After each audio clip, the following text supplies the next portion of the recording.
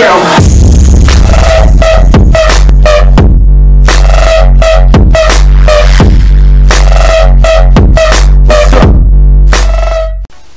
bien salut à tous et à toutes, aujourd'hui on se retrouve pour une nouvelle vidéo sur League of Legends pour vous présenter comment bien jouer Teemo. Parce qu'il n'y a pas beaucoup de vidéos en français sur YouTube qui expliquent bien comment jouer Teemo. Donc je vais vous le présenter et à la fin je vais vous présenter un site pour s'améliorer. Donc on va aller dans collection et on peut voir que Teemo, je l'ai joué le niveau 1. J'ai bien enchaîné Heimerdinger qui est déjà au niveau 4. Heimerdinger, j'ai fait la note la plus élevée de ma saison, c'est S, c'est ma meilleure note. Donc on va aller dans objet. Voilà. On va aller sur Teemo. Alors ici, en début de partie ou de les objets de départ, j'ai mis, faut mettre la note de rang et les 2 potions avec le totem balister relique. Ça c'est très important parce que c'est au début de partie, ça coûte pas cher. Puis vous pouvez, au lieu de faire juste après ça, vous pouvez faire ça. Avec les déguisements hantés qui vont rajouter de la puissance et des PV. De la puissance et des PV, vous courez plus vite avec les bottes de vitesse et ça va vous rajouter des PV, etc. C'est comme une petite potion.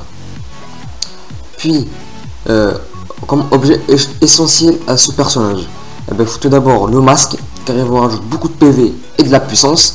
Si vous faites ça, 80 puissance plus 300 PV avec 25 puissance plus 200 PV, ça va vous faire un très bon personnage. Et vous pouvez mettre, vous pouvez évoluer ces chaussures, remplacer ces chaussures par ces chaussures qui vous réduiront la pénétration magique, augmentera la pénétration magique pardon, avec le don Nazor qui vous augmentera la puissance et la vitesse d'attaque qui est excellent.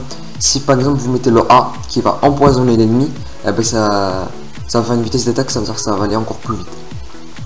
En objet standard, moi je vous les conseille cela à la place de cela, donc je préfère cela mais c'est un peu plus cher. Moi je vous conseille le bâton du vide qui va rajouter que de la puissance, 80 de puissance. Imaginez la puissance à la fin, il va sortir avec 600 de puissance le mec. Puis le coiffeur du Rabadon qui vous rajoute 120 de puissance, et enfin qui coûte 3800 quand même, et enfin 3200 pour l'écho de Ludon qui vous rajoute 100 de puissance et 10 de vitesse de déplacement. Ça veut dire que c'est excellent. Si vous, moi je vous conseille mettre ça, ça et ça en début de partie, ça avec la petite botte, c'est 3 et vous pouvez alors ça fait combien là, 1 2 3 4 5 6, voilà, ça vous remplit la case. Et après si vous êtes bien dans la partie, vous pourrez supprimer la chaussure du sorcier et vous pouvez le remplacer par le sablier de Zonia qui vous rajoutera de la puissance, de l'armure et de la réduction des délais de récupération. Et en plus de ça, il a un passif qui vous rend invulnérable pendant 2,5 secondes. Du coup, ce sera tout bénéf pour vous. Aussi comme ça, qui est le flot de Lich qui vous rajoutera 80 de puissance. C'est excellent, un excellent choix. Moi, je vous le conseille. Après, tous ces choix encore, si vous voulez plutôt jouer défensif, jungler, offensif, tout ce que vous voulez, comme par exemple vous pouvez choisir cette potion ou cette arme qui vous rajoute des vols de vie, ou ça qui vous rajoute de la vitesse d'attaque. Donc au lieu de parler maintenant, une fois qu'on a fait ça, on va passer aux runes. Donc pour les runes c'est les mêmes que celui d'Heimerdinger. Du coup moi je mets plus pour un combat. Du coup qu'est-ce que vous mettez?